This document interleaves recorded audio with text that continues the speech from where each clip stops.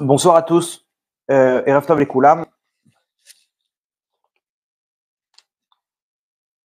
Ok, donc le cours de ce soir, si vous le voulez bien, j'aimerais le dédicacer et le dédier pour la réussite pour deux soldats qui m'ont demandé, Roï Ben Idit, Chaim Ben Gania. Bezrat Hashem, qu'Akadosh Baruch Hu soit avec eux et qu'il les protège et qu'ils se battent pour eux, Bezrat Hashem, ainsi que tous les soldats d'Israël. Aussi, Bezrat Hashem pour la réussite de Vanessa, Madeleine, Batsheva, Bat Nicole, Mahana, Esther, et elle et toute sa famille, Bezrat Hashem, ainsi que les Avdil Ben Achaim Ve'ametim, les Elou Nishmat pour l'élévation de l'âme de Evelyne, Esther, Bat Chana. Voilà pour les dédicaces. On va essayer de rajouter des cours. Alors, je ne sais pas si vous êtes au courant, mais Bezrat Hashem, on a réussi à mettre en place le Bet Midrash Tov Hashem, dans lequel je me trouve actuellement. Donc, c'est encore vide, il n'y a encore rien du tout. Il manque plein de choses, table, chaise, livres, bibliothèque et tout. La vérité, je n'ai pas rentré dans une campagne de dons ou quoi que ce soit. Je pense que ce n'est pas le moment. Mais je vous lance le message. On est en train de mettre en place des nouveaux cours. Le cours du lundi, j'espère qu'il va reprendre. Et on va essayer de faire un mini studio comme ça pour pouvoir diffuser encore plus de cours. Donc, je vous transmets l'info. Je ne peux pas garder tous les mérites pour moi. Si vous voulez participer avec nous pour l'élévation de l'âme d'un proche, quoi que ce soit, pour développer avec nous, alors vous êtes les bienvenus et on essaiera de mettre en place plus de cours. Tu veux aux infos, là, ils mettent dans tous les sens des plateaux en direct par rapport à la guerre et tout. Nous aussi, on va faire des cours en direct par rapport à ce qui se passe pour pouvoir se renforcer ensemble, Bezrat Hashem. Deuxième, alors ceux qui veulent nous aider et participer, partager avec nous les mérites du Bet Midrash, sur tovhm, T-O-V-H-M, @gmail.com. Là-bas, vous avez la possibilité de rentrer en contact avec nous ou de faire un don et de nous dire pour quel objectif Bezrat Hashem. Et on essaiera de construire ensemble ce Bet Midrash. Ça, c'est pour la première info. Deuxième info, donc on a remis en place Prix pour mon frère. Comme vous savez, donc vous allez sur le mail prix pour mon frère @gmail.com. Vous mettez le nom d'une personne pour lequel vous voulez qu'on prie, ok, et vous recevez une liste de 20 noms, dont le vôtre, celui que vous avez demandé. Et 20 autres personnes reçoivent la même liste. C'est-à-dire qu'en fait, on fait par la force de l'union et de la hardoute, on prie ensemble sur la même liste. C'est-à-dire qu'il y a 20 personnes qui prient pour la même liste et donc on n'est pas les seuls à prier pour son proche, que ce soit n'importe qui, Refoua Shelema, Parnassa, Shalom Bayit, on prie ensemble et ça fait avancer Bezrat Hashem la délivrance pour chacun d'entre nous ainsi que pour l'âme Israël. Ok, ça c'est pour les annonces. Bezrat Hashem, le cours de ce soir, le cours de ce soir, il est par rapport à la situation, comme vous le savez, par rapport aux kidnappés qui sont maintenus là-bas à Gaza, dans la fosse aux lions, ainsi que nous-mêmes, on est prisonniers par ces bêtes féroces, une barbarie qu'on n'a jamais vue. On n'a jamais vu une barbarie pareille. De plus en plus, on arrive à voir des choses qui étaient censurées, enfin voir, moi j'ai rien vu, mais on me raconte que ce que les gens sur place de Zaka qui font un travail énorme, qui réunissent, ceux qui s'occupent d'enterrer les corps, ils font un travail incroyable et ils commencent à donner leur témoignage de ce qu'ils ont vu. Hachem Yerachem, c'est pas un bain de sang, c'est des horreurs que même l'idée d'arriver à ce niveau de cruauté, c'est impensable aujourd'hui en 2023 d'arriver à des choses terribles, surtout qu'on parle de 1400 personnes. On parle de 1400 personnes, plus de 1400 personnes, des blessés graves, des kidnappés. Une barbarie aujourd'hui en 2023, loin à des années-lumière de ce que fait Daesh et compagnie. En tout cas, on est face à des lions. On est face à des lions que, de la même manière qu'un lion, il n'a aucune pitié, il n'a aucun cœur.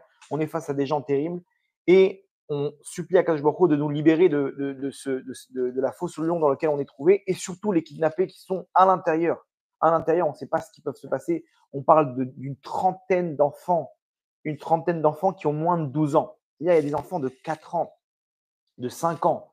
Il y a des bébés qui sont là-bas. Encore les bébés, on va dire qu'ils ont pas ils comprennent pas ce qui se passe. Mais un enfant de 4 ans qui a perdu toute sa famille, qui est rien que l'enfant, il dort chez ses grands-parents déjà, il a peur loin de ses parents. Là, le mec, il est entre les le petit, il est entre les mains de fous furieux, d'animaux sauvages, de barbares.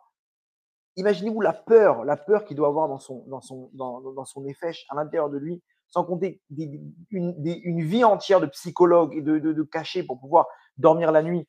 On ne se rend même pas compte, ces gens-là, dans quel état ils se trouvent. Et effectivement, comment dire, si on n'était pas proche du Mashiach, ça aurait été impensable de reprendre une vie normale. Mais vous avez compris qu'Akadosh Baruch Hu, il amène le monde à un nouveau dévoilement qui est celui du Mashiach, Bekarov, Bezrat Hashem. Donc, si vous voulez bien, on va essayer ensemble de se renforcer en Emouna par rapport à ce que Hachem il a fait, de se renforcer au niveau de le pourquoi du comment de ce qui s'est passé. On est tous déboussolés, on a tous besoin de réponses, on a tous besoin d'avancer. Et on se dit, on rentre dans des conclusions que peut-être qu'Hachem il nous a abandonnés, peut-être qu'Hachem il veut tous nous tuer, peut-être qu'Hachem il veut nous détruire. Il y a j'entends plein de discours comme ça. Et plus on avance, plus l'image elle s'éclaircit. Je vous partage mon analyse. Comme ça, ensemble, on essaie de se renforcer dans la Emouna pour pouvoir amener la libération Berachamim, Dolim, Bekarov, Bezrat Hashem. Alors, sur les enquêtes, les témoignages des terroristes qu'ils ont attrapés, il se trouve que le plan, il n'était pas du tout ce qu'on a vu ces derniers jours.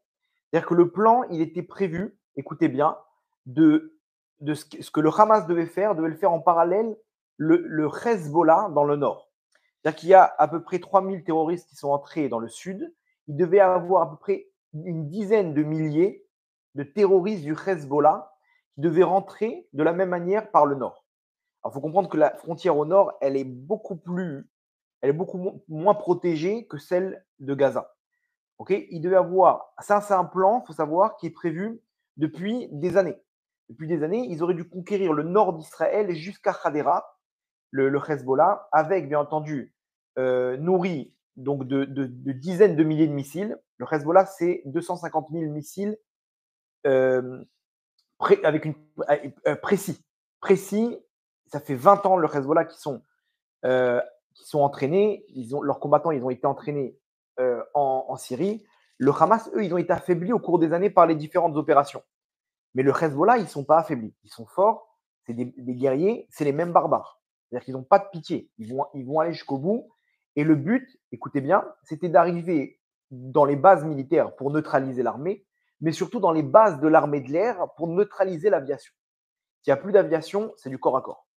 Ils auraient pris des tanks, ils auraient pris des avions, ils auraient surpris tout le monde. Déjà, ça leur a pris 3 jours de nettoyer le terrain dans le sud. Imaginez-vous avec 3 fois, voire 4 fois plus de combattants dans le nord. Ça aurait été une hécatombe. Sans compter que ça aurait fait un mouvement de foule où le monde arabe aurait compris qu'Israël est dépassé. Donc, ça aurait déclenché donc en Judée-Samarie, les Arabes israéliens, et un mouvement de foule où ils se disent c'est bon, ça y est, l'État d'Israël il est tombé, chacun peut sortir dans la rue et faire son djihad et détruire les sionistes.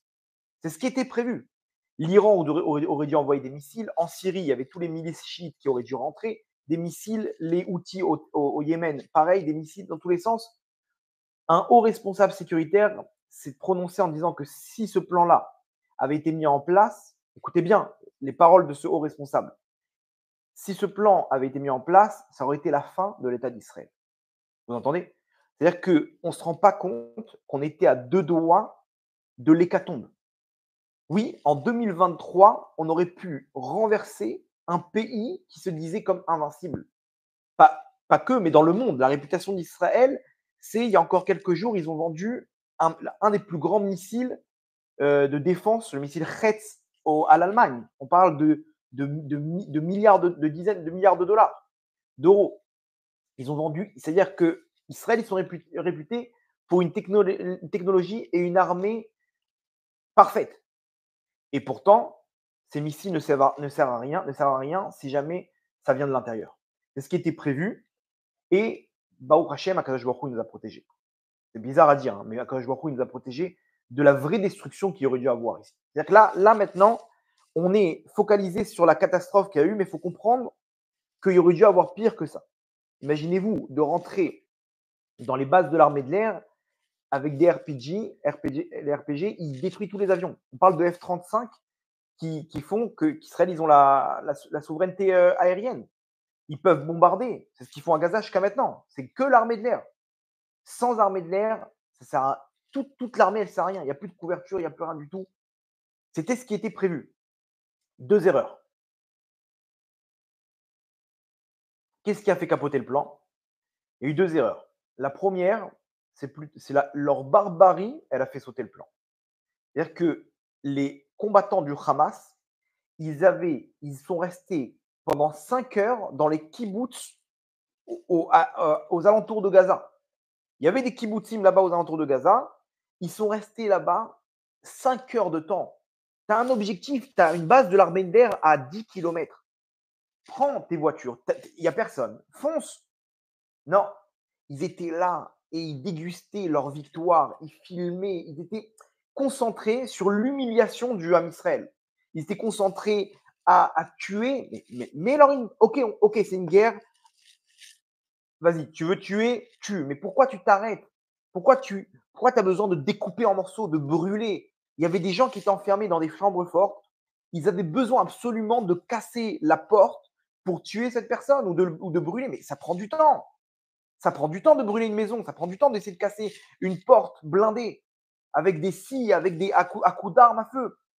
Pourquoi tu perds ton temps? Tu peux faire encore plus de morts, tu peux faire encore plus de dégâts. Tu peux arriver à mettre un coup peut-être où l'armée israélienne ne pourra pas se relever. Non, ils sont restés 5 heures dans les kibbutz, 5 heures à déguster leur victoire à exprimer toute leur barbarie. Ça, c'est la première erreur. Et la deuxième erreur, et c'est là que c'est un point, quand j'ai vu ça, je me suis dit, mais en fait, on ne se rend pas compte de ce qui s'est passé. La deuxième erreur, c'est que vous avez vu que le Hezbollah, ils ne sont pas intervenus. Si le plan, c'était que le Hezbollah, il soit avec eux, alors ils étaient où le Hezbollah? Quoi, ils ont eu peur au dernier moment? Non. L'erreur, c'est que le Hamas les a devancés sans les prévenir. C'est-à-dire que ces Bren, ils sont rentrés et ils étaient une équipe. Ils avaient prévu apparemment le 14 octobre de faire cette attaque. Ils ont vu cette rêve partie devant la frontière de Gaza avec 3000 personnes qui dansaient jusqu'au matin. Ils se sont dit, c'est une occasion en or de pouvoir faire le maximum de morts. Et en quelques heures, ils sont intervenus. C'est-à-dire qu'ils ont envoyé des messages à tous les combattants. Ils ont dit c'est ce soir qu'on part. Ce soir, demain, aux aurores, comment dire, on y va. Mais attends, préviens l'Iran, préviens le Hezbollah. Ils sont partis tout seuls. Et donc, l'effet de surprise était là, on l'a vu. Mais la destruction du Ham Israël n'a pas eu lieu. La destruction de l'État d'Israël, plus exactement, n'a pas eu lieu parce que le Hezbollah, ils n'étaient pas prêts. Ils ont dû sûrement les prévenir, leur dire non, on fait ça demain matin. 2 secondes, attends, on n'est pas là. L'Iran leur a dit, mais pourquoi vous avez fait ça? Vous avez gâché tout le truc. Super, ils ont fait 1400 morts, etc. Mais on aurait pu les détruire. Est-ce que vous pensez qu'ils pourront refaire ça? Ça y est, c'est terminé. Israël, ils vont apprendre de ça, ça ne peut plus arriver. Ça ne peut plus arriver. C'est déjà le Hamas, ils sont sur le point d'être rayés de la carte, mais surtout que Israël ne va pas revenir dans une routine en sachant que demain matin, on peut se réveiller avec la même histoire dans le Nord.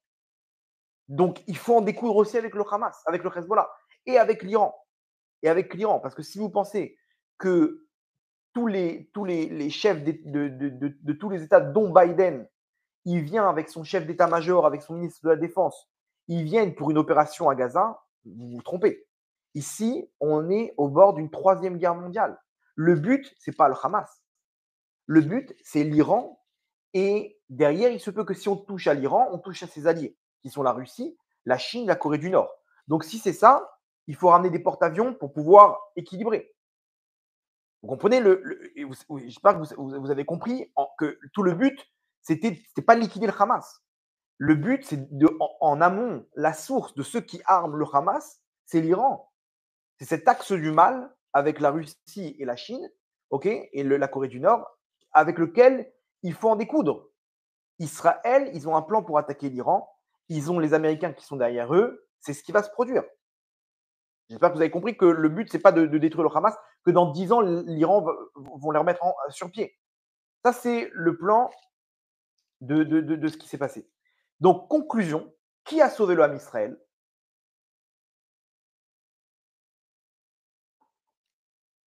Qui a sauvé le Ham Israël? Tout simple.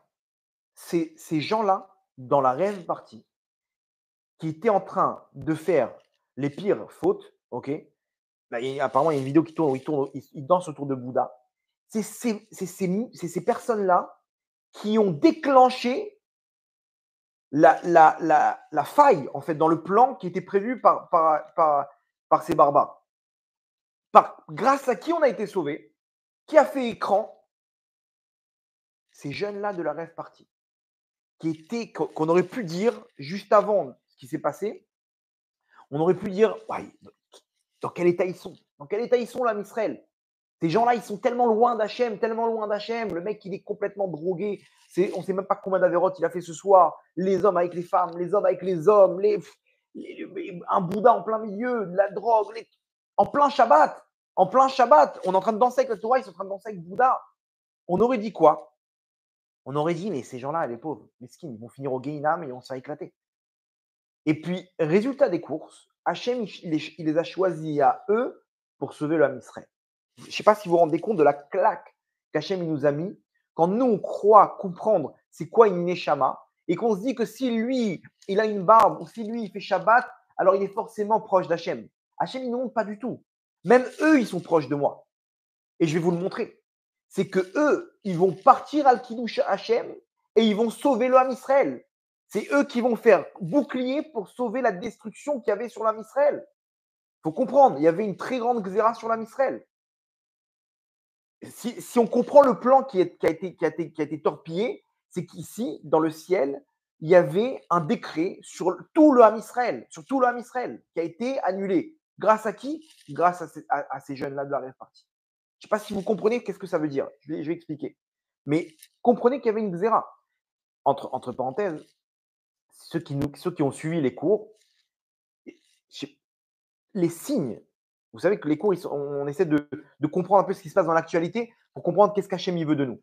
Remarquez bien, sur les derniers cours, c'est exactement ce qu'Hachem nous criait.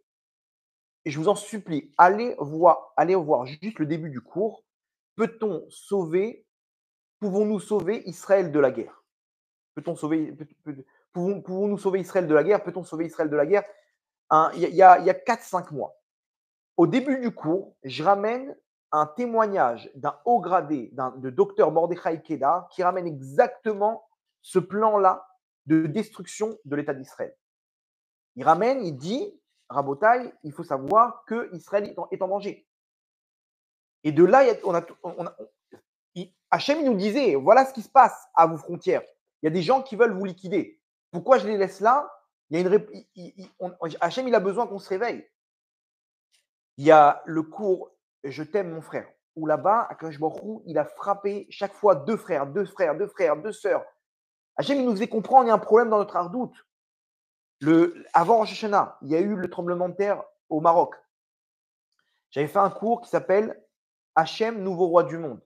Là-bas, on expliquait comment, une semaine avant Rosh Hashanah, un Shabbat,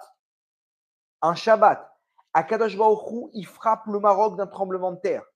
Le Maroc, on avait expliqué que c'était la sœur jumelle, la petite sœur de la terre d'Israël. Pourquoi? Parce que quand ils ont conquis les Bnei Israël avec Yoshua, la terre d'Israël, Yoshua, il a fait un ultimatum. Il a dit que soit vous partez, soit on vous détruit. Un seul peuple, le peuple de Girgashi, il a quitté la terre d'Israël. Hachem, il a dit, puisque vous avez quitté la terre d'Israël, je vais vous donner un pays qui donne ses fruits comme la terre d'Israël. Rachid dit l'Afrique. Aujourd'hui, quel pays d'Afrique donne les mêmes fruits qu'Eretz Israël? On avait dit que le Maroc, il a exactement toutes ces caractéristiques. Les trogs, les trocs qu'on utilise dans les 4 espèces à Soukot, les plus beaux etrog au monde viennent du Maroc. C'est-à-dire les fruits du Maroc dépassent ceux d'Eretz Israël. Et les fruits spirituels, qui sont les tzadikim, ok, au Maroc, il y avait une liste de tzadikim qu'il n'y a jamais eu dans aucun pays. Aucun pays. Que ce soit la famille Abou Khatsera, Rabbi Yaakov Abou Khatsera, Baba Saleh, la famille Pinto, le Chida, le Or Chaim HaKadosh, le Rambam, le Rif, le Rabbi Abraham Ben Diwan, tous ces tzadikim, des Tanaïm, des Neshamot hyper grandes, ils étaient au Maroc. D'où le Maroc, il a mérité parce que c'est le peuple de Girgashi qui a pas voulu la guerre avec Israël. Et le Maroc, c'est ceux qui étaient les plus proches des Juifs en galoute. Même quand Hitler il a voulu rentrer au Maroc, le roi il leur a dit vous devrez me passer sur le corps pour prendre les Juifs. Chose qu'il n'y avait pas en Tunisie. En Tunisie, là-bas, à Djerba, ils ont fait rentrer les nazis. Et Hachem, il a frappé un des seuls pays qui détient une royauté. Le Maroc, c'est un des seuls pays où le roi, c'est lui qui décide de tout. De la vie, de la mort, d'une guerre. C'est lui le patron. C'est pas un roi symbolique comme en Angleterre ou en Espagne. C'est un roi qui dirige. Et Hachem, il a secoué par un tremblement de terre ce pays qui ressemble à la terre d'Israël, qui a, oui, lui, un roi.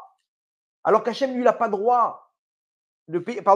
Israël, il n'a pas de roi. Le pays d'Hachem, il est encore sous la domination du RFRA. Avec Akadosh Baruch Hu, il demande je veux moi aussi être roi. Une semaine avant Rosh Hashanah, pour qu'on puisse prier à la royauté d'Hachem avant Rosh Hashanah. Hachem, il a secoué, il nous parle. Donc là, il y avait une xéra, ok. Mais ne vous inquiétez pas, il y a écrit dans non, je vous dis maintenant la suite. Pas que je connais, je vous ramène ce qui est écrit dans la Torah, on analyse ensemble. Dans la Haftara de cette semaine de Noach, on a vu comment il y a eu le Maboul. Il y a marqué Berega Katon Azavtir. En un instant, je vous ai abandonné. Ou Berachamim Gdolim Akabetzer.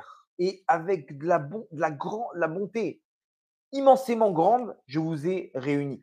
C'est-à-dire qu'il y a marqué quelque chose, il voit sa face pour que le décret y vienne, mais c'est Rega Katon, un tout petit instant. Un tout petit instant, quand il voit sa face, et c'est là que la xéra, elle tombe. Par contre, la suite, ou berachamim gdolim akabetzer. Akabetzer, ça ne veut pas dire qu'il va nous sauver. Akabetzer, c'est qu'il va nous réunir. Le terme de réunir, il vient par rapport à la Géoula. C'est-à-dire que là, on est en pleine Géoula. C'est une Géoula berachamim. Akadosh Baruch Hu, il nous réunit de tous les pays du monde dans ce pays-là. Il ne faut pas quitter Eretz Israël. Je vous préviens. Écoutez mon conseil. Et ceux qui peuvent venir, c'est à partir de maintenant qu'il y aura une protection. Je ne sais pas si vous avez vu, les Houthis au Yémen, ils ont envoyé jeudi soir entre 80 et 100 missiles de longue portée. C'est des missiles de longue portée qui peuvent détruire un immeuble. Ils ont fait une attaque sur Israël à peu près entre 80 et une centaine de missiles. Il y avait un navire de guerre américain qui était posté là-bas dans la mer Rouge, qui voit des missiles. Maintenant, écoutez bien, pour éviter les radars israéliens, ils ont tiré les missiles à basse altitude. Ils savent ils ont compris le fonctionnement. Tu veux amener un missile jusqu'en Israël, tu vas te faire capter, ils vont te l'abattre le missile. Donc, pour te faire capter au dernier moment, il faut le mettre en basse altitude. Il y avait un navire de guerre américain qui était en train de faire sa route pour arriver en mer Rouge, qui voit des missiles arriver vers lui. Il pensait que c'était contre lui. Il a mis en place le système de défense qui a abattu les 80 missiles. Sans le savoir, ce navire américain, il a protégé peut-être la ville d'Elat ou une autre ville en Israël. Peut-être qu'Israël, ils auraient pu défendre, mais comprenez qu'Hachem, il intervient, il utilise des pions maintenant. Par hasard, le navire de guerre américain, il était là sur la route au moment où les missiles ont été tirés. À Jenin, il y avait un groupe de terroristes qui ont voulu rentrer dans un ishuv pour faire la même histoire, rentrer maison après maison et détruire et tuer et massacrer. Un groupe d'une dizaine de terroristes. Baruch Hashem, ils ont été repérés par miracle, un hasard total, ils ont repéré, ils n'ont pas attendu d'envoyer des soldats ou quoi que ce soit, ils ont envoyé un avion qui a fait exploser la mosquée où ils se trouvaient. Hachem, maintenant, il protège son peuple. Ça, c'est Berachamim Gdolim Akabetzer. Mais en tout cas, comment dire, le point sur lequel j'aimerais qu'on s'attarde pour comprendre la rachamim d'Hachem dans cette histoire, c'est que Akadosh Baruch Hu, il a utilisé ces jeunes de la rêve partie pour nous sauver. Et de là, on peut comprendre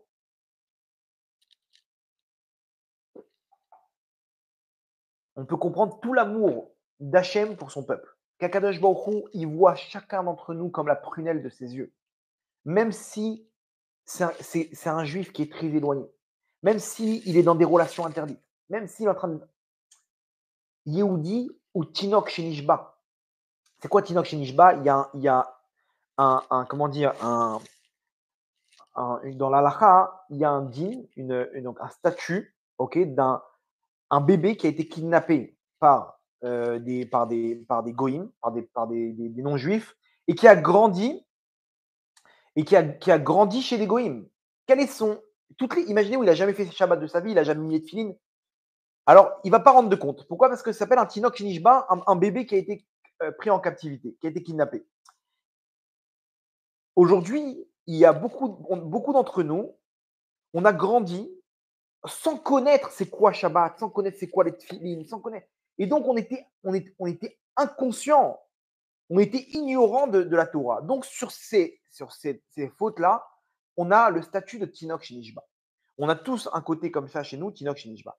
Ces jeunes-là, en Israël, ils ont grandi où ceux qui les ont éduqués, c'est des gens du Erev Rav qui ont interdit toute diffusion de Torah, toute diffusion de schéma Israël, de religion et de mitzvot, de Shabbat.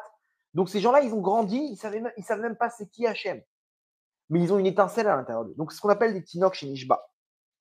Mais ils ont une étincelle juive en eux, qu'un juif, il cherche quoi? Il cherche de la simcha, il cherche de l'amour. Et donc c'est ce qu'ils ont trouvé dans cette rêve partie. Mais il faut savoir une chose, que Akadosh Baruch Hu, il les a choisis pour sauver l'homme Israël. Et de là, j'aimerais qu'on s'arrête pour comprendre le niveau dans les mondes d'en haut qu'ils ont, ces gens-là. Je vous ramène ce que dit le Rambam. Le Rambam, alors je vais ramener les sources. Il y a quelqu'un qui m'a demandé de ramener les sources quand j'amène des trucs. C'est vrai que je ne fais pas attention, mais vous avez raison. Il faut ramener les sources pour comprendre que ce n'est pas des paroles en l'air. Le Rambam, Ilchot Yesodé Atora. Donc Perek He, le 5e Perek, et Alacha Dalet. Il écrit comme ça: Arougé Malchut. Arougé Malchut, ceux qui ont été tués par les Goïms parce qu'ils sont juifs. Chez En Maala al Maalatam, qui a aucun niveau, il n'y a pas plus haut niveau qu'eux. Ve'alem Neymar, qui alecha oragnu kolayom, nechshavnu katson tifra, donc il ramène un passage dans Teilim. Ve'alem Neymar, bon, il ramène des psukim, etc. Le Rambam. Ça, c'est première source. Deuxième source, Igeret Ashmad. Là-bas, il ramène le Rambam. Ma'amar Kiddush Hashem. Il ramène Veish, un homme, chez Zikaou, qu'Hachem lui a fait mériter. À elle, la lot bemala eliona kazot, de mourir de la sorte, d'arriver à ce niveau-là. Klomar chez Nerag al Kiddush Hashem, al Kiddushat Hashem, qu'il a été tué parce qu'il est juif. Afilu ayu avonotav, même si c'est faute, ils ont atteint Kmo Yerovam ben Nevat. Yerovam ben Nevat, c'était un roi d'Israël qui a fauté et fait fauter, et lui-même il a fait fauter l'homme Israël. Il a En lo chelek leolam haba, il n'a pas de part au monde futur, etc. Il avait vraiment un roi rachat terrible. Même si on arrive aux mêmes fautes que Yerovam ben Nevat, ou meolam haba, il a une part au monde futur. Va filou loaya talmid chacham, même si ce n'était pas un talmid chacham. Ensuite, nous dit Midrash Yalkut Shimoni. Donc, Midrash Yalkut Shimoni, Teilim. Donc, dans le Midrash Teilim, Remez, Taf Taf Kaf He. Amrou, ils ont dit, Sheafilou, Misheloaya Tzadik Bechayav, quelqu'un qui n'a jamais été tzadik de sa vie. Ahmet al Etzem Eyoto Yehudi, mais il est mort juste parce qu'il est juif.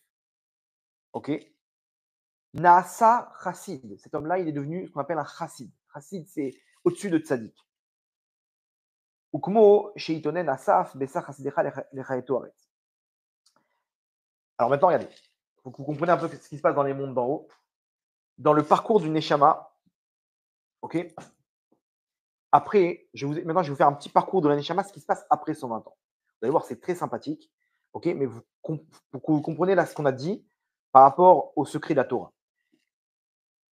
Lorsque quelqu'un quitte ce monde-là, il y a plusieurs solutions qui s'offrent à cette Neshama. La Neshama, elle monte, ok, dans. Il y a deux solutions. Il y a ou le Beddin d'en haut, ou le Beddin d'Akadash Baruch. Le Beddin d'Akadash Baruch, tout de suite, c'est sûr que cet homme-là, il sort non coupable, ok, et il rentre directement au Gan Eden. Ça, c'est pour ceux qui ont le mérite d'arriver au tribunal d'Akadosh Baruch Hu, ils peuvent déjà ils sont tranquilles.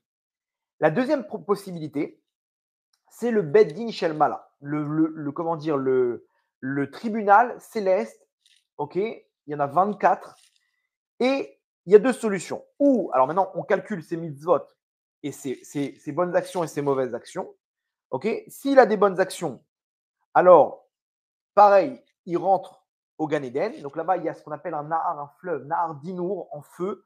Sa Neshama, elle rentre dedans, il se purifie et il rentre au Gan Eden. D'accord. Entre parenthèses, au Gan Eden, il y a 7 Madoré, 7 Madorim, 7 niveaux. 7 niveaux. Après qu'il a réussi à monter les 7 niveaux, il y a la Dvila dans le Nahar Dinour. Il replonge dans ce fleuve de feu et il monte à Yerushalayim Shel Mala, le Jérusalem d'en haut. Et après, il monte dans le Gan Eden Elyon, le Gan Eden suprême. Il y a un autre Gan Eden encore plus élevé où se trouve Akadosh Baruch Hu.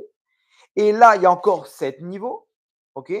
Une fois qu'il a fini ces 7 niveaux du Gan Eden Elyon, il arrive au Tzror Achaim. C'est pour ça qu'on dit chez Nishmato Tietzrura Betzror Achaim, que sa Neshama elle soit gravée dans le Tzror Achaim. Tzror Achaim, c'est la fin de son tikkun sur terre, dans ce monde-là et dans le Gan Eden. Là-bas, il se retrouve inscrit en Akadosh Baruch. Tzror Achaim, c'est Hachem en fait. Il se retrouve inscrit là-bas. Jusqu'au Yom Adin Agadol. Yom Adin Agadol, c'est la fin des temps. Hachem, il refait un jugement qui reste au Gan Eden, qui revient sur terre. Il y a Triat Ametim, donc résurrection des morts. Et à ce moment-là, il y a le Olam Haba, le monde futur sur terre. Et là, il y a le 7e millénaire, 8e millénaire, 9e millénaire et 10e millénaire. Et il y a l'infini. OK. Donc, vous avez vu tout la procédure. C'est important de connaître la procédure. Entre parenthèses,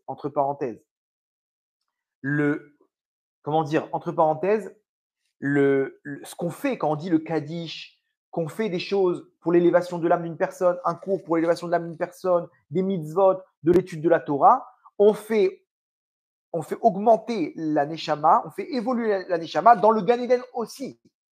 Et ça, c'est très important. Quand on a fait les tikkun à Niftarim, la réparation des morts de Rabbi Yehuda Ptaya, même si ça fait 20 ans que la personne est décédée, ça peut l'aider à augmenter dans les mondes d'en haut, dans les 7 niveaux du Gan Eden Tarton ou dans les 7 niveaux du Gan Eden Lyon. Il se trouve parfois qu'une Neshama est bloquée et qu'elle revient sur Terre en Gilgoul pour pouvoir améliorer une mitzvah. Et il se peut que cette personne-là, elle est loin de la Torah et les mitzvahs, mais elle est venue pour une seule mitzvah.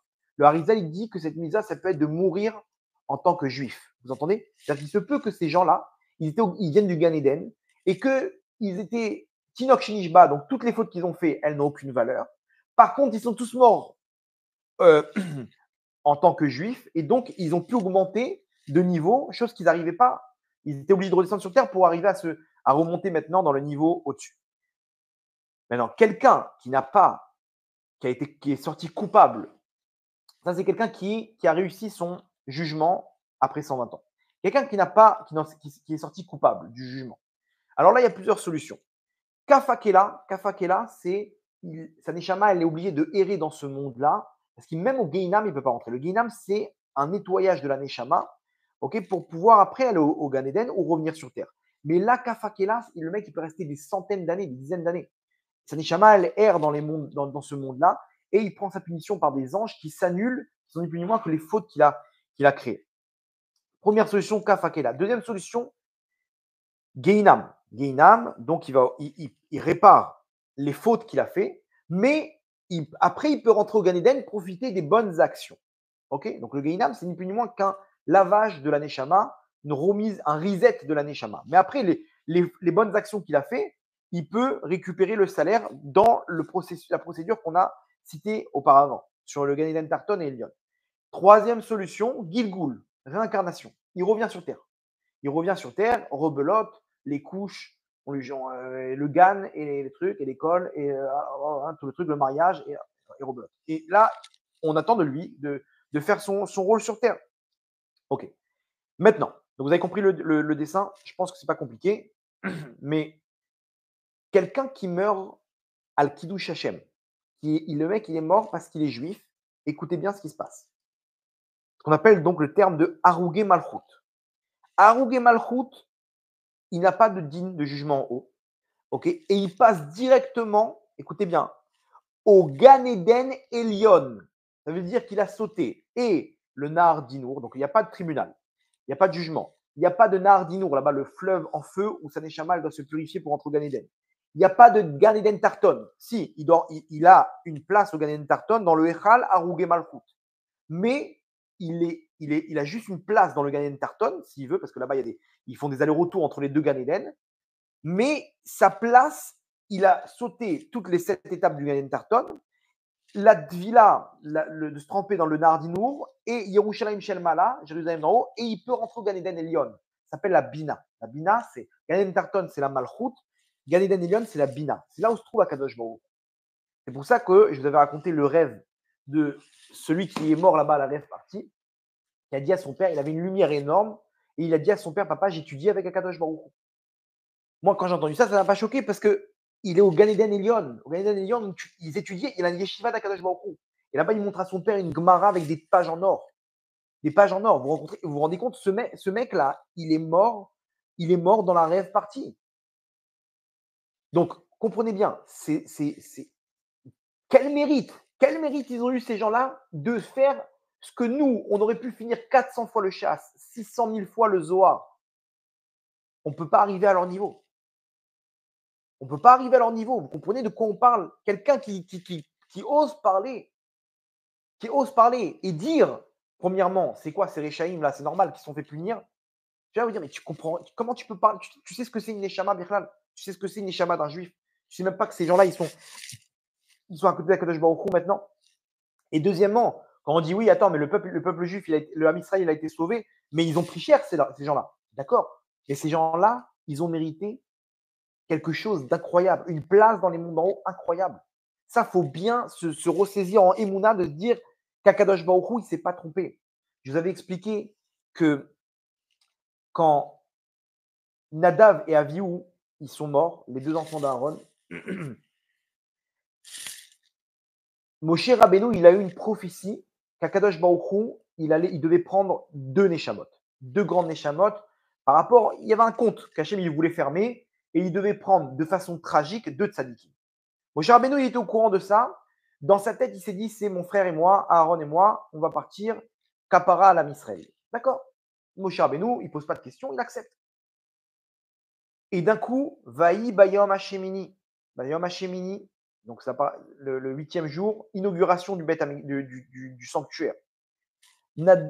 Nadav et Avihu, ils rentrent et là-bas, ils font une erreur. Ils mettent un feu qui était étranger, ok, sur l'autel.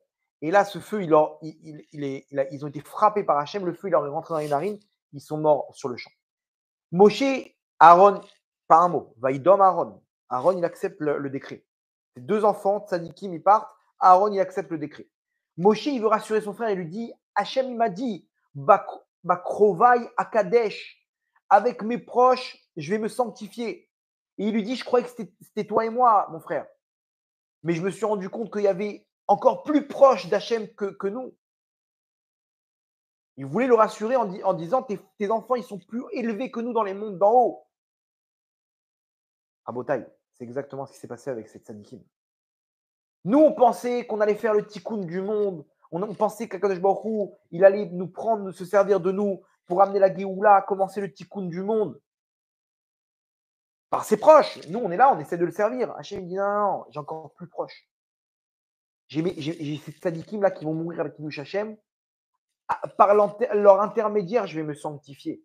Je vais commencer le tikkun de la Géoula, la réparation du monde. Et Ça s'est passé quand? Shemini Atzeret, Simchat Torah. Vaï Bayom Hashemini. Rabota, si, j'en suis sûr que ces tzadikim-là, ils ont des étincelles de Nadav et Aviv. En tout cas, ce qui est sûr, c'est qu'il y a des comptes d'en haut. On ne sait pas ce qui se passe dans les comptes d'en haut. Allez savoir si on n'a pas réparé la faute du veau d'or, on n'a pas réparé des choses, etc. On a compris. Vous allez voir, c'est la suite. Mais ça, c'est le tikkun qu'Hachem il a choisi pour débuter la Géoula, c'est passé par ces grandes Neshamot. Et c'est ce qui se passe la veille de Simchat Torah. La veille de Simchat Torah, on prend les haravot. Les haravot, il y a quatre espèces dans les harabat minimes. Il y a le hétrog qui correspond au tzadikim, parce qu'il a un goût et il a une odeur. Ok. Donc ceux qui sont tzadik dans leur étude de Torah et dans leurs actes. Le hadas, qui correspond aux personnes de l'âme Israël, le hadas, ça n'a pas de goût, mais ça a une odeur, une bonne odeur. Donc, c'est ceux qui ont des mitzvot, mais qui n'ont pas de Torah. Ils n'ont pas de Torah, mais ils font des mitzvot. C'est Daka, ils prient, etc. Ils aident leur prochain. C'est le hadas. Le loulav, c'est donc la branche du palmier. Il a un goût, le cœur de palmier, ça se mange. Mais il n'a pas d'odeur. Le palmier n'a pas d'odeur. Donc, ça correspond à ceux qui ont de la Torah, mais qui n'ont pas d'acte. Ces gens-là, ils étudient du matin au soir, ils ne font pas de tzedaka, rien du tout. Le mec, il parle mal à sa femme, ils ont quand même de la Torah, ils ont un goût, mais ils n'ont pas d'odeur. Et les haravot, ça correspond au Ham Israël qui n'a ni Torah ni mitzvot. Pourtant, à la fin de la veillée de Hoshana Rabbah, on prend ces haravot-là. Et c'est avec ça qu'on finit tout le tikkun de Sukkot. On frappe sur le sol pour adoucir la midat adin, la rigueur qu'il y a sur le Ham Israël, qu'il y a sur ces personnes qui sont éloignées. C'est eux qui font le tikkun de Hoshana Rabbah. C'est avec eux qu'Hachem il fait le tikkun. Pareil, c'est avec ces tzadikim-là qu'Hachem il fait le tikkun. Ceux qu'on a l'impression qu'ils sont tout en bas du Ham Israël. C'est avec eux qu'Hachem il fait le tikkun de la Géoula. Vous vous rendez compte?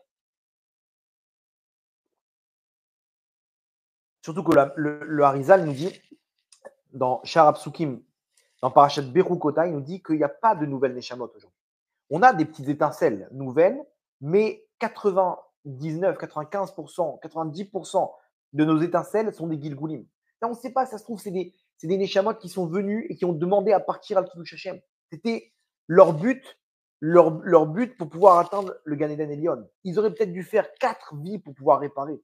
Hachem il leur a dit, écoutez mes enfants, vous acceptez comme ça une fin tragique. Ils ont accepté et ils sont partis. Et Hachem, il nous montre, attention, ne parlez pas de mes enfants. Pourquoi? Parce que c'est eux, vous allez voir dans les prochains jours que c'est eux qui vous ont sauvés. C'est eux qui ont fait bouclier, ils ont pris le décret pour que nous, on se réveille. Alors, bien entendu, on ne vient pas justifier les actes.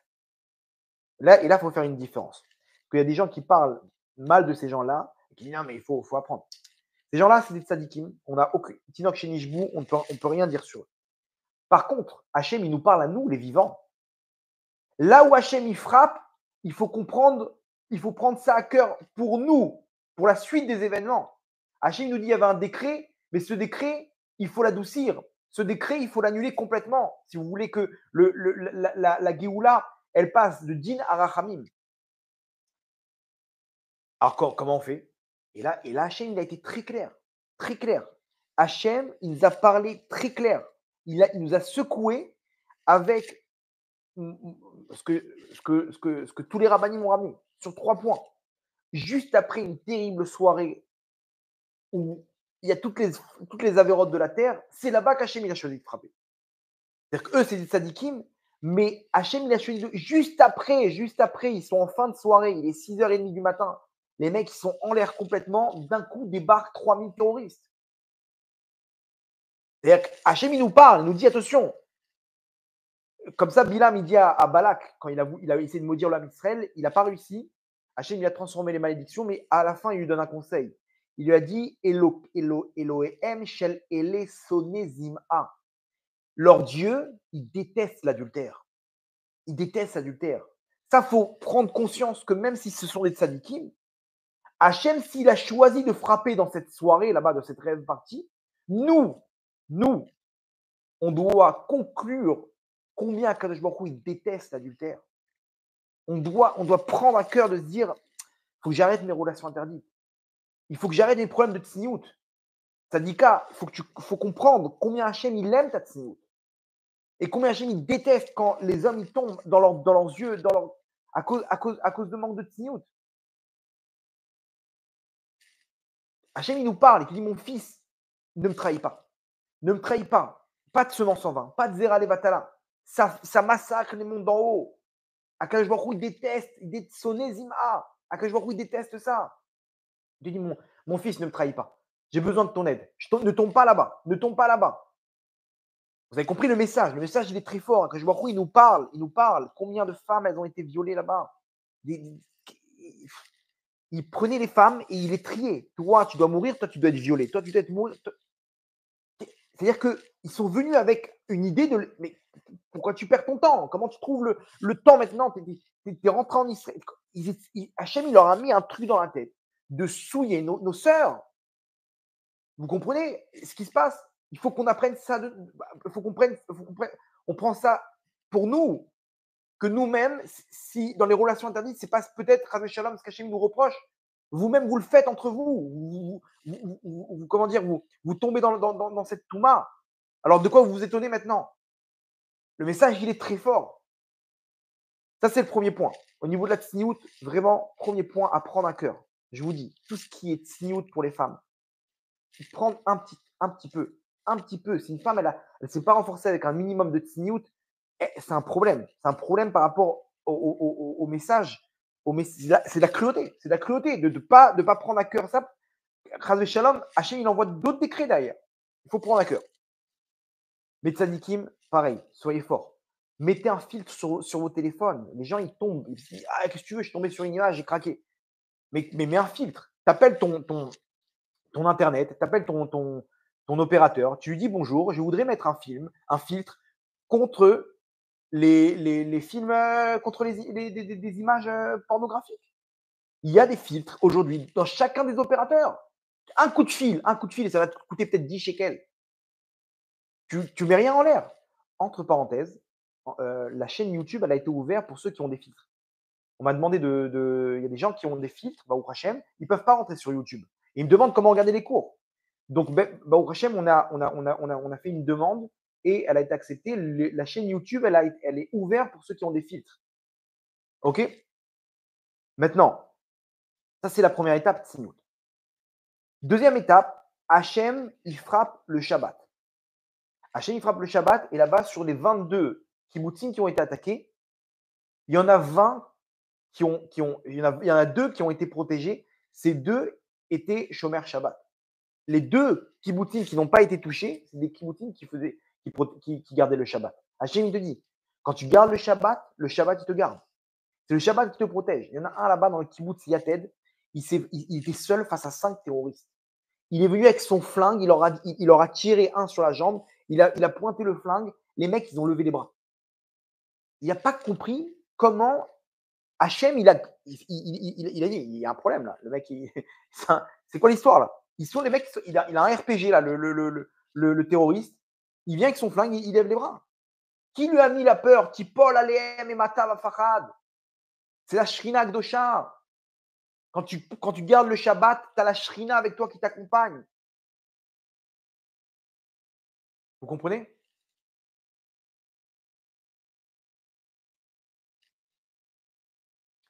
Il y avait une histoire incroyable. 3 filles qui sont arrivées chez le Rav Elbaz, la yeshiva de Or Chaim à Yerushalayim, au Slichot, juste avant Kippour. Le Rav, il fait un Dvar Torah, le Rav Elbaz, le Rav Reuven Elbaz, et il dit, Rabotai, je vous en supplie, prenez sur vous une Kabbalah, une mitzvah. Même si c'est prendre sur vous Shabbat, même si c'est 2-3 semaines. Faites-le, montrez un signe à Hachem. Ça va vous sauver la vie. Comme ça, il dit. Il y avait 3 filles elles sont regardées, elles ont dit, elles ne faisaient pas Shabbat. Elles sont venues au Slichot prier. Elles ont le cœur rempli d'émouna pour Hachem, mais malheureusement, elles ne font pas Shabbat. Elles sont regardées, elles ont dit, venez, on prend Shabbat. Le Rav, il a dit 2-3 semaines, on va être large, on va prendre 3 semaines Shabbat. Le 3e Shabbat, c'était ce fameux Shabbat de Simchat Torah. Elles sont à la rêve partie, les 3 filles. Et il y en a une qui dit, mais c'est le Shabbat, le 3e Shabbat. Elles ont oublié, elles ont fait les 2 premiers. Et après, il y avait cette soirée, elles se sont préparées, elles sont sorties. Et d'un coup, elles se sont rappelées, attends, mais c'est Shabbat, on avait pris sur nous 3 Shabbats. Écoutez bien, Rabotai, en plein milieu de la soirée, elles repartent. Elles sortent, elles repartent. On a pris sur nous Shabbat, on va tenir jusqu'au bout. Le matin, elles se réveillent, elles entendent le massacre qui s'est produit là où elles étaient il y a encore quelques heures. Elles sont parties voir le Rav Elbaz en pleurs. Elles ont dit, Kodara, vous nous avez sauvé la vie. Le Rav, il leur a dit, c'est le Shabbat qui vous a sauvé la vie. Hachem, il nous parle à travers ces histoires. Il y avait une autre histoire incroyable. Dans un kibbutz, là-bas, non religieux, il y avait une famille, ils ont pris 2 choses sur eux. Ils ont pris sur eux de garder la Shemitah, ok. Ils ont un champ d'avocats juste à côté, et de garder le Shabbat. Ils ont pris sur eux Shabbat et Shemitah. Voilà ce qu'ils ont pris. Et c'est les seules choses qu'ils font dans leur avodat Hashem. Les terroristes sont rentrés chez eux. Les terroristes sont rentrés chez eux, entre parenthèses, dans le champ là-bas, ceux de la rêve partie, ils ont pu se cacher parce que les arbres, ils étaient bien, comment dire, comme ils avaient fait la Shemitah l'année dernière, alors ils avaient plus de feuilles que prévu. Donc, ils ont plus se caché grâce à l'histoire de la Shemitah. Mais grâce au Shabbat, regardez la folie qui s'est produite. Ils sont retrouvés. Les terroristes sont entrés dans leur maison. Ils les ont mis, ils ont enfoncé la porte. Ils sont venus pour les tuer. Ils ont levé les mains. Ils avaient avec eux leur grand-mère qui a passé la Shoah. Ils leur ont dit, ayez pitié, je vous en supplie, ayez pitié. Elle a passé la Shoah. Faites ce que vous voulez de nous, mais ne nous tuez pas. Ils ont commencé à se mettre à genoux. Il y a eu un temps d'arrêt. Et là, il y avait une Philippine avec eux, celle qui s'occupait de la grand-mère. Elle est venue, elle a sorti 200 shekels de son porte-monnaie. Elle leur a dit, tenez, prenez ça et laissez-nous tranquilles.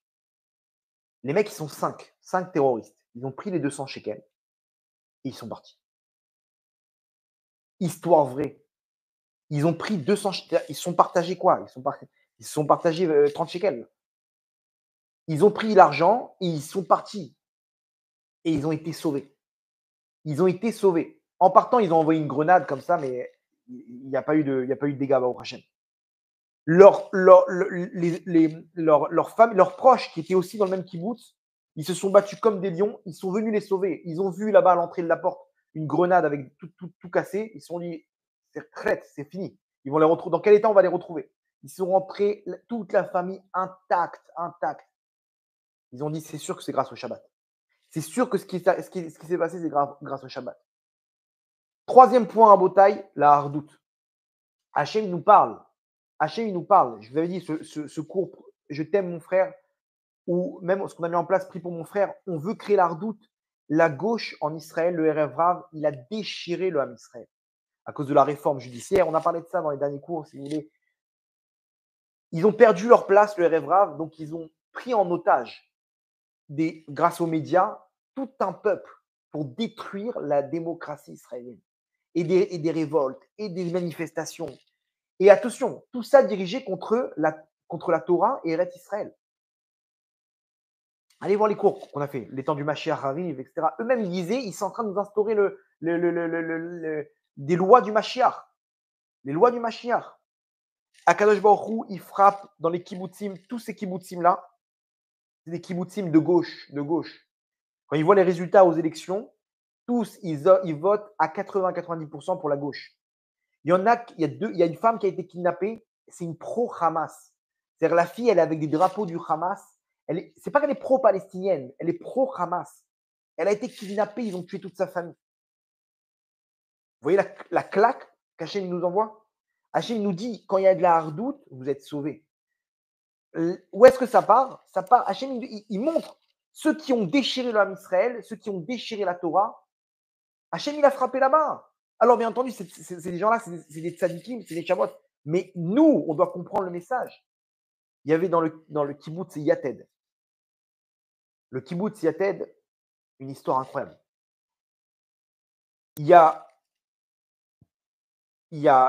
une synagogue là-bas. Il y avait une synagogue dans ce kibbutz-là. Il n'y avait qu'une synagogue. Je ne sais pas si c'est un kibbutz ou un moshav. Okay, il n'y avait qu'une synagogue.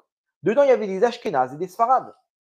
Maintenant, les Sfaradim, ceux d'origine nord-africaine, marocains, tunisiens, etc., ils sont retrouvés un nombre important. Ils se sont dit, pourquoi nous, on n'aurait pas de synagogue? Et là, ils sont entrés, on va dire, en guéguerre avec les autres pour pouvoir avoir. Et les autres, ils leur ont mis des bâtons dans les roues, ils les ont pas laissés avoir un terrain, pour construire une petite caravane, un minimum. Et donc, c'était la guerre entre les deux clans. Arrivé à Rosh Hashanah, ils ont demandé à la mairie un endroit pour pouvoir prier. Ils ont dit on ne veut plus prier avec eux, on veut prier tout seul maintenant. On veut nos airs à nous, nos traditions, etc. On leur a donné une salle de sport là-bas, un truc du village, de la ville, et ils ont prié là-bas. Mais ils sont partis fâchés. C'était la guerre, la guerre entre les deux. Ils ont dit c'est bon, on va rester ici, on ne peut plus prier avec eux. Ils ont fait la vie dure. Qu'est-ce qu'ils s'en fichent? Pourquoi ils nous font ça? Pourquoi ils ne veulent pas qu'on se développe nous aussi?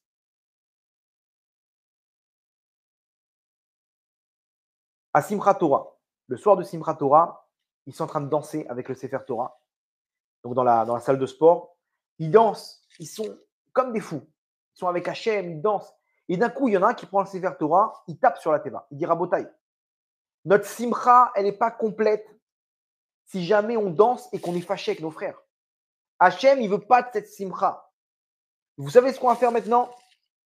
On va continuer les danses chez nos amis Ashkenaz, chez nos frères Ashkenaz. Il y en a qui ont râlé, il y en a, ah non, ah, tu vas leur donner Qui est avec moi? Ils l'ont suivi. Ils sont tous partis. Ils sont entrés dans la synagogue avec les Sefer Torah et ils ont tous dansé ensemble. Ils ont fait la paix. Il y avait une simcha incroyable, incroyable. Le lendemain matin, ce kibbutz, il se fait attaquer. Ce kibbutz se fait attaquer, donc c'était un kibbutz Shomer Shabbat. Baruch Hashem, ils n'ont pas réussi à rentrer. Il y en a 5. Il y a juste un épisode où il y en a ce mec-là avec le Sefer Torah. Écoutez bien l'histoire, incroyable. Il raconte, c'est un témoignage qui est passé à la télé. Le mec qui était avec le Sefer Torah, il raconte d'abord l'histoire et il raconte le lendemain ce qui s'est passé. Lui, il est avec son flingue, il entend des tirs, il sort dehors.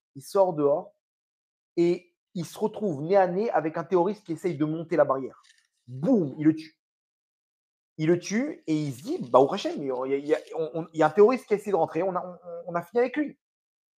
Il finit de parler, il voit une voiture. Ah, pardon, il a été touché à la main par le terroriste.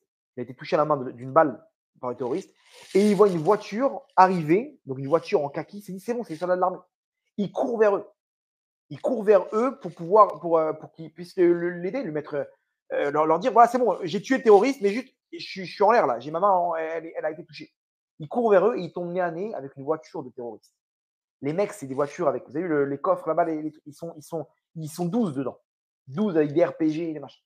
La voiture, elle passe à fond, il le voit, le mec, et il commence, une dizaine de terroristes, à mitrailler. Ils mitraillent dans tous les sens. Le mec, il est là. Eux, au passage, ils voient un mec, ils vont le mitrailler. Ils le mitraillent en passant, et il raconte. Il dit, il finit de passer. Je cherche dans mon corps une balle, un truc. Je sens rien, mais malheureusement, la douleur, elle vient après. Au début, c'est comme quand on se coupe. Au début, on sent rien, après d'un coup, on ressent la douleur. Là, il se dit, ils ont fait de moi un gruyère. Il cherche pas une balle. Il a été touché par aucune balle. Il dit, j'ai vécu devant mes yeux comment la Shrinal m'a protégé. Les mecs, ils ont dû envoyer une cinquantaine de balles.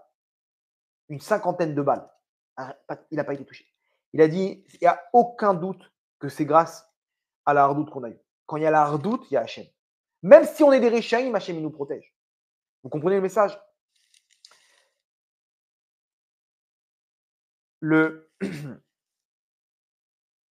Ça, c'est l'histoire de ces gens-là. Donc, on peut se renforcer grâce à ça en se disant que Hachem, il ne nous a pas abandonné.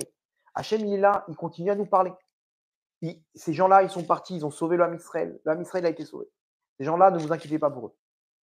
Quelle chance ils ont d'être partis ainsi. Je vous dis, c'est quelque chose d'incroyable.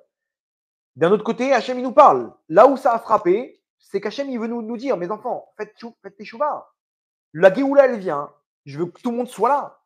Pour ça, il faut que ça vienne d'en bas. Jusqu'à quand on va rester en galoute? Il faut que ça vienne d'en bas. Donc Hachem, il nous parle. Ceux qui ne devaient pas être touchés, ils n'ont pas été touchés. Vous comprenez? Le message est très clair. Le message est très clair. Donc on arrête tout ce qui est lachon hara, tout ce qui est. Si vous êtes disputé avec quelqu'un, il faut terminer avec ça. Avant la Géoula, il faut terminer avec ça. Il faut dire ça, stop. Allez, tu viens toi aussi avec ton Sefer Torah, tu vas danser avec lui. Pourquoi? Parce que tu ne sais pas que tu amènes la shrina avec toi. Tu amènes la présence divine.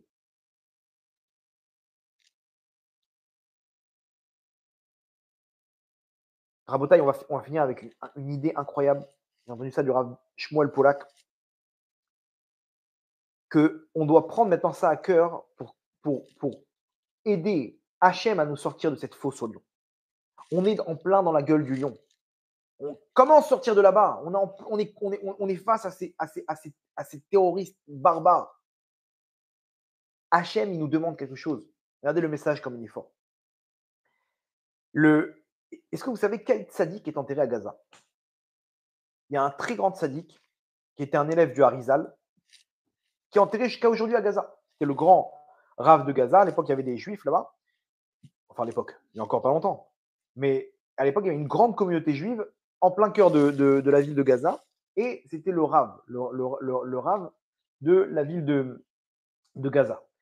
Ce tzaddik-là, c'était un très grand Mekoubal. Il s'appelait le Rav Israël Nadjara. Israël Nadjara, c'était un élève du Harizal. Il a écrit un piout, une chanson qui est très connue. Karibon. Yaribon alam ve almaya netu malka melech malchaya C'est très connu. Les Ashkénazes, tout le monde chante cette chanson. C'est en araméen, ok. Et là-bas, il dit une phrase. Il dit Perok yat anach, libère ce peuple, mi pum ariavata, de la bouche du lion. Lui-même de Gaza, il supplie Hachem dans cette chanson, dans ce chant, Hachem sort ce peuple de la bouche du lion. De quel lion il fait référence? Du lion qui se trouve à Gaza. Il y a une clipa de ces terroristes, cette barbarie à Gaza. Et il faut comprendre une chose, d'où vient ce chant. Quand vous allez voir l'origine de ce chant, vous allez comprendre comment Hachem nous parle à travers ce chant. Ce chant, il a été repris par Rabbi Israël Nadjara, ok, parce que quelqu'un a commencé à écrire ce chant, mais il s'est arrêté en plein milieu. De qui s'agit-il? Ni plus ni moins que de Nebuchadnezzar. Nabucodonosor, celui qui a détruit le premier temple. Nabucodonosor, Nebuchadnezzar, qui a détruit le premier temple, il a vu tous les miracles qu'Hachem il a fait. Il a vu combien Hachem il était avec son peuple.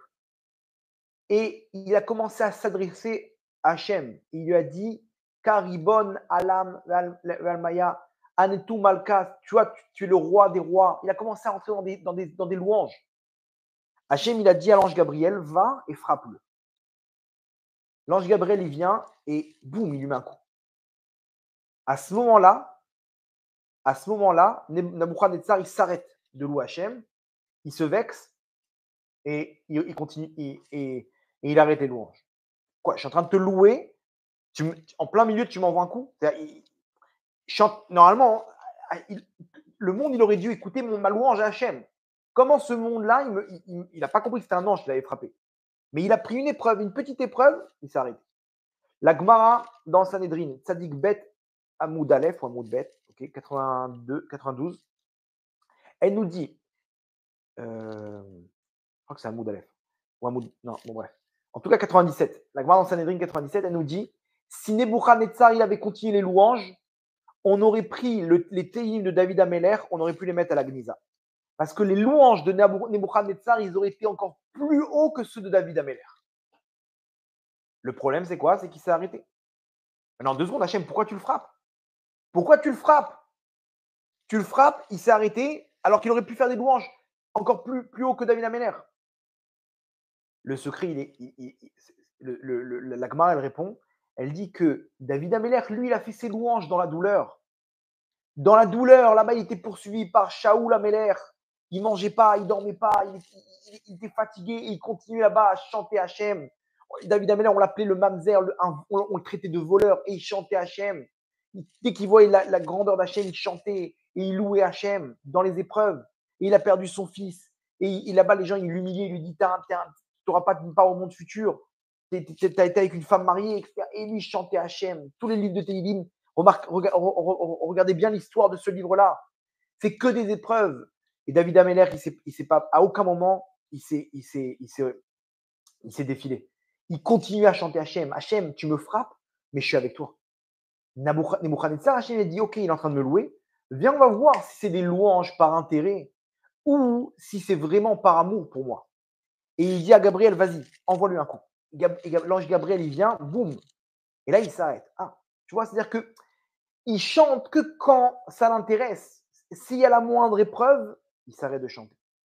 Et là vient Rabbi Israël Nadjara et nous dire, moi, je vais continuer le chant, les louanges de Nebuchadnezzar. Pourquoi? Parce que nous, le Ham Israël, on n'a pas peur des épreuves. On n'a pas peur dans la fosse au lion.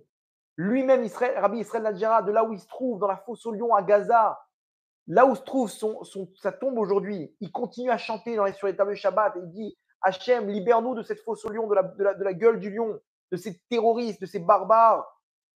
Mais ça vient dans le contexte où, malgré les épreuves, Hachem, malgré qu'on s'est fait frapper par ces barbares, on continuera à chanter, on continuera à te louer. Parce que les épreuves, elles nous donnent, elles ne font que renforcer notre mental. Les Juifs, ils sont invincibles parce qu'ils ont un mental de fer. Mais comment ils y arrivent? Plus tu les frappes, plus ils se renforcent. Les gens, ils auraient dû dire quoi? Ils auraient dû dire, attends, mais regarde, on s'est fait. Hachem, il veut de nous. Les gens, ils sont en train de faire tchouva, ils sont en train de crier d'amour à Hachem, et c'est illogique. Illogique. Et ça, c'est ce qu'il est en train de crier à Israël Nadjar. Il a dit, moi, je vais continuer les louanges. Pourquoi? Parce que nous, le Ham Israël, c'est notre caractéristique. De là où on se trouve dans l'obscurité totale, dans la fosse au lion, même si on se fait massacrer, on continue à te servir, Hachem. On continue à danser avec toi, à te louer. Parce qu'on est conscient que En Od Milevado, et tout ce qui nous arrive, c'est les Tova. Et ça, on l'a vu. Ces gens-là, aujourd'hui, ils sont à un niveau, ils sont à un niveau terrible, incroyable. Et ils ont sauvé le Ham Israël. Donc, nous, des fois, on ne voit pas ce qui se passe. On ne voit pas ce qui se passe. Nos yeux nous montrent des horreurs. Mais pourtant, à Kol les Tova. Hachem, il est avec nous. Hachem, il ne nous abandonne pas. Il faut se renforcer, continuer à crier Hachem, continuer à prier de toutes nos forces Hachem, continuer à le louer, à se réjouir dans les mitzvot et à prendre la émouna avec nous, où qu'on soit, malgré l'horreur qui s'est produite. Ça, c'est le secret du Ham Israël. C'est nous qui amenons la Géoula grâce à cette émouna. Comment on le fait? Rabbi Israël Nadjara, il nous donne le secret. Lui-même qui se trouve à Gaza, nous dit chantez, chantez mes enfants. Chantez parce que nous, on peut chanter malgré l'épreuve. Chose que les goïms ne font pas. Les goïms, les peuples du monde n'ont pas du tout la même vision des choses que nous. Eux, Dieu est là pour les servir. C'est-à-dire que ça peut être même, quand on voit ce qu'ils font, ils sont prêts à dire qu'ils sont prêts à mettre sur la même ligne de conduite Dieu dans leur cruauté. Ces gens-là, ils sont cruels. Mais ils te disent non, c'est Dieu qui nous dit d'être comme ça.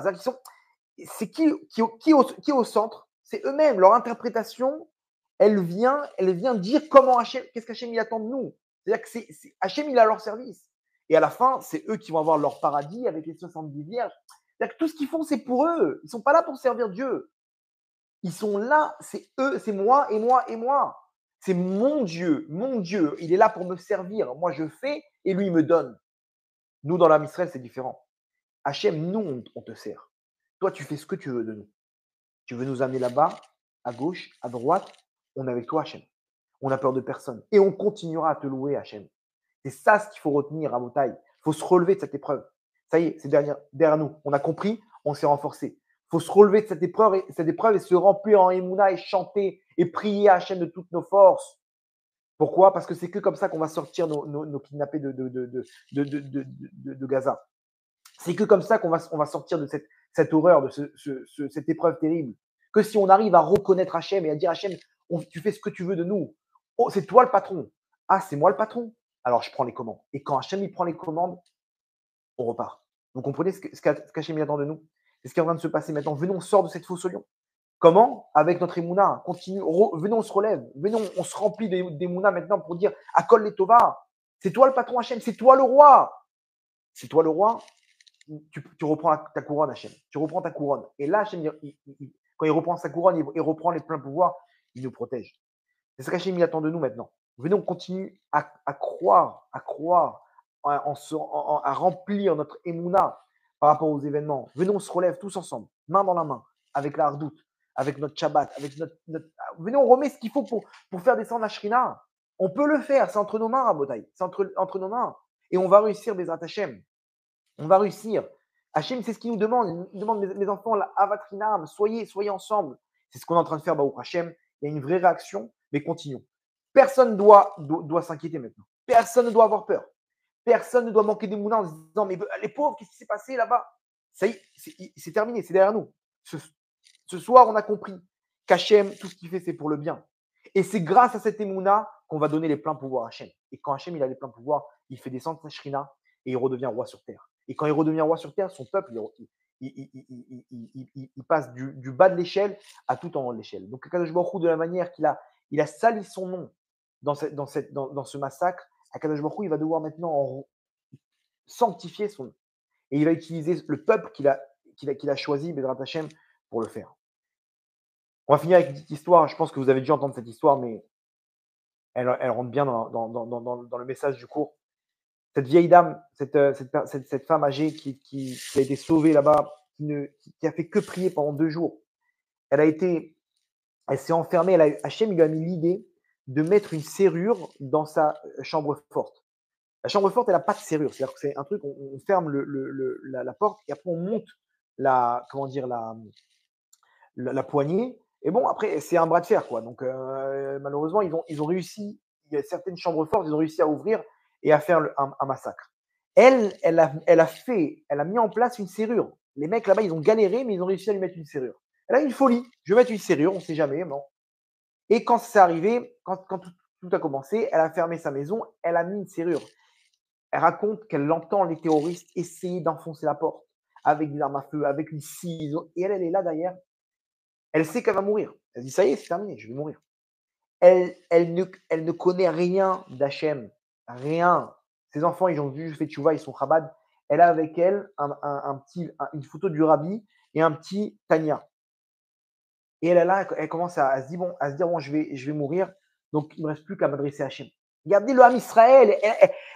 Elle peut se plaindre à Hachem. Toute sa vie, elle était loin d'Hachem. D'un coup, elle lève les yeux vers le ciel. Elle dit, Hachem, pourquoi tu fais ça? Pourquoi tu fais ça, Hachem? Qu'est-ce qu'elle dit? Elle prend son livre et elle commence à appeler Hachem de tous les noms. Hachem, Akadosh Baruch Hu, Elohim. Elle ne sait pas comment s'adresser à lui. Elle commence à parler. Et les mecs qui sont avec la scie derrière en train d'essayer d'ouvrir la porte. Imaginez-vous l'angoisse. Et elle lève les yeux à Hachem. Elle dit, Hachem, merci pour cette vie que tu m'as donnée. Elle prend le Tania, elle le met sur son cœur. Hachem, purifie mon cœur avant de partir. J'ai pas fait ce qu'il faut dans ma vie. Elle commence à faire tchouva. Commence à dire merci Hachem, merci que tu m'as donné une maison. Merci que tu m'as donné des enfants, des petits-enfants. Merci. Elle commence à parler avec Hachem. Elle commence à faire tchouva. Elle commence à pleurer. Les terroristes, ils sont restés dans sa maison. Ils ont ouvert là-bas un centre de commande. Ils étaient une quinzaine dans sa maison. Ils voulaient en découdre avec elle. Et elle est là et elle continue à prier, et à prier, et à prier. Dans la fosse au lion, elle prie. Dans la fosse au lion, elle parle à Hachem, elle remercie Hachem. Elle continue à louer. C'est pas la petite fille de David Ameller, ça? C'est pas Nebuchadnezzar, que lui, dès qu'il y a une moindre occasion, il se plaint, il dit qu'est-ce qu'Hachem nous a fait là? C'est quoi ce coup là? Arrête avec ça, toi, t'es un soldat de Nebuchadnezzar. Non, c'est un commando de David Ameller, cette femme. Mais attends, mais elle connaît rien. Elle connaît rien, la fille. Alors, elle est proche d'Hachem. Elle s'adresse à Hachem comme ça pendant 2 jours. Elle avait quelques crackers et un peu d'eau. Elle a tout divisé pendant 2 jours. Elle dit j'ai fait que parler avec Hachem. Et elle a été protégée. Elle a été sauvée, cette femme. Vous vous rendez compte? C'est ce qu'Hachem nous demande. Dans la fosse au lion, là où on se trouve, il peut y avoir tout autour de nous. Venons, on lève les yeux vers le ciel. Venons, on s'adresse à Hachem. Hachem, libère ton peuple de cette fosse au lion. Libère. On est plein d'émouna. On est avec toi, Hachem. On est avec toi. Il ne faut pas avoir le moindre soupçon. Assour, c'est interdit pour nous. Am Israël, il doit se relever. C'est ce qu'on doit faire maintenant. Donc, pas de tristesse. Il faut enlever ça, il faut danser, il faut chanter, il faut louer Hachem, prendre son livre de Tehillim et danser en disant merci Hachem pour tout ce qu'il fait pour nous, matin, midi et soir. Et donc là, on va déclencher des nouveaux miracles. Celui qui remercie, il donne une raison à Hachem de lui faire des miracles pour qu'encore une fois, il remercie Hachem. Vous comprenez? Entre parenthèses, je passe une petite annonce, mais on m'a dit qu'il y avait une ligne de Hidbo des doutes que le Rav Arouche il a mis en place. Je crois que ça s'appelle Dom Am Israël. Okay, celui qui peut mettre en commentaire peut-être le lien. Prenez sur vous 1 heure, je ne sais pas, dans la journée, il y a une chaîne comme ça où les gens ils prient constamment pour protéger l'âme Israël. Donc c'est très fort, mais faites-le pour nous, faites-le déjà pour vous. Et c'est ça ce que j'ai mis demande. Comment sortir de cette fosse au lion, de ces barbares? Ne vous inquiétez pas. Emouna, bitachon, Aleph, Bet, Gimel. Emouna, Aleph, Bet, bitachon. On est sûr que tout ça c'est pour le bien. Gimel, Geoula. Et Hachem, il nous libère de là-bas, de cette fosse au lion. Donc, Yiratson, Kadosh Baruch Hu, il puisse décréter sur vous et sur nous Yeshua, Venechamot, Ve Geoula, Berachamim, Dolim, Baruch Adonai, Leolam, Amen, Amen.